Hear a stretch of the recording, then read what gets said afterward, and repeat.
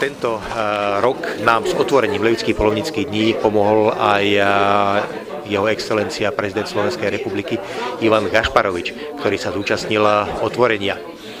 Pán Gašparovič je od mladých rokov vášnivý poľovník, ktorý si váži prírodu, váži si pobyt v nej a rád takisto poľuje a pracuje v revíri.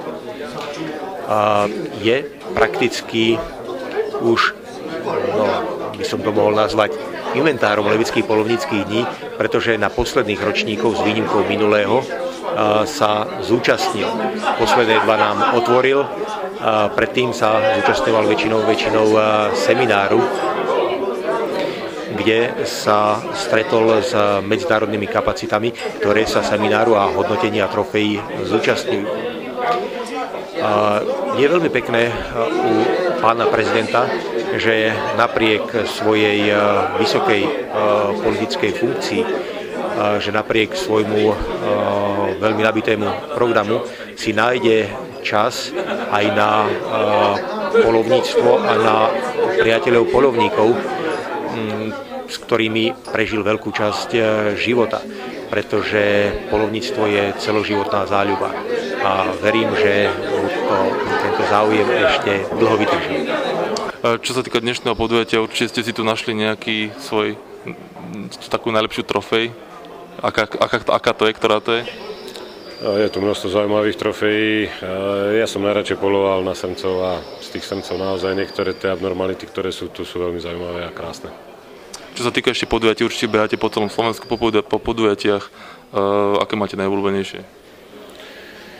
Tak určite Levické poľovnícke dni, už len tým, že majú svoju tradíciu a vybudovali si naozaj medzinárodne uznávané podujatie, tak im patrí absolutórium asi v rámci Slovenska. No a na taký najväčší sviatok poľovníkov sú určite Hubertove slávnosti v Antole. Aké nastali zmeny v porovnaní s predchádzajúcim ročníkom Levických poľovníckych dní? Tak zmena vyplynula z toho, že ten náš stánok, kde robíme vyše 20 rokov poľovnícke výstavy, ide do demolácie. A z tohto dôvodu sme museli prejsť tu do juniora. My sme radi, že Mestské kultúrne stredisko nám tieto priestory poskytlo. Poviem pravdu, bolo to zložité, pretože prvýkrát sme sa tu ocitli a nevedeli sme, ako rozmiestniť a ako umiestniť prakticky všetko to, čo sme potrebovali umiestniť. Pretože treba vidieť jednu vec. Jedna vec je chovateľská prehliadka trofejí, ktorá vyplýva pre nás zo zákona, ktorú sme povinní spraviť každý rok.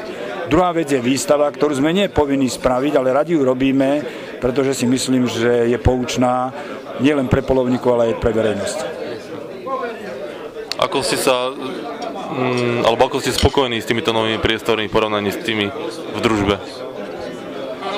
Keď vám poviem, že sme to robili niektoré panely alebo niektoré zákutia sme robili tak, že pokus omyl a prerobiť, tak asi si predstavíte, že čo to bolo, pretože my sme boli v prvom rade limitovaní množstvom trofejí a v porovnaní s minulým rokom pribudlo aj trofejí a pribudlo aj veľkých medailových trofejí. A práve keď sme ich chceli ukázať, lebo je čo ukázať, museli sme skutočne veľmi rozmýšľať na to, kde a čo umiestniť. Dokonca sme sa dostali do takej situácie, že v sobotu večer som musel poprosiť kolegov z Krupiny, aby nám zapožičali ich panely, lebo my sme už nemali svoje panely k dispozícii, my sme už všetky svoje panely, všetky stojany, všetky dosky vyčerpali a ešte stále bolo veľa trofejí umiestniť. Bola to pre nás taká výzva, dokázať aj v kamenných priestoroch, lebo zoberte si, to je všetko obložené mramorom. kameňom. A dokázať v kamenných priestoroch vytvoriť to teplo tej prírody, to nie je také jednoduché. Pán prezident je aktívny poľovník, ale nielen to, on je aj milovník detí.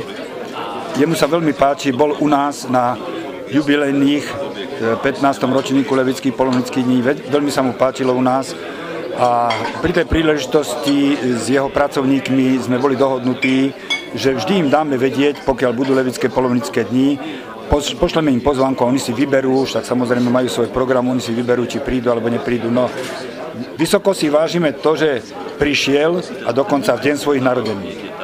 Dnes mal narodeniny a prišiel medzi nás. A myslím si, že sa mu potešili aj obyvatelia Levíc, aj obyvatelia okolitých obcí, veď tu boli rodičia s deťmi pre tú výtvarnú a literárnu súťaž, ktorí vyhrali a ktorým sme odozdávali ceny.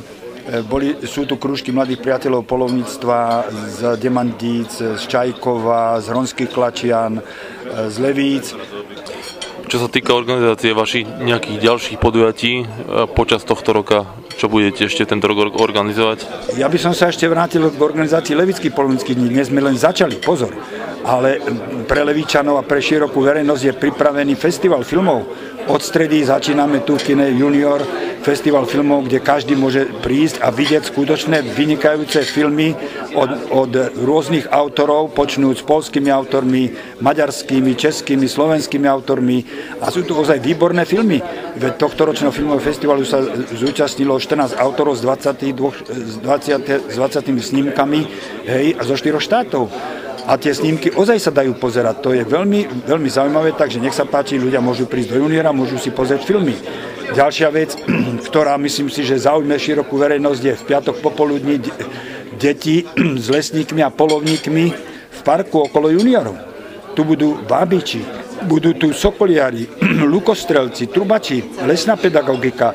Deti sa naučia zase veľa nového o prírode, o lese. Takže máme toho skutočne veľa. My prakticky nezastavíme sa. Skoro každú sobotu, nedeľu organizujeme podujatia pre našich členov a pre širokú verejnosť. Aké je predsavzatie do budúceho ročníka Levických poľovníckych dní? Predsavzatie, aby vydržalo entuziazmus a ochota pomáhať všetkým, ktorí sú spoluorganizátori a ktorí sa podieľajú na príprave Levických poľovníckych dní, aby vydržala podpora organizácií a jednotlivcov, ktorí nás podporujú a aby vydržal záujem širokej poľovníckej i nepoľovníckej verejnosti.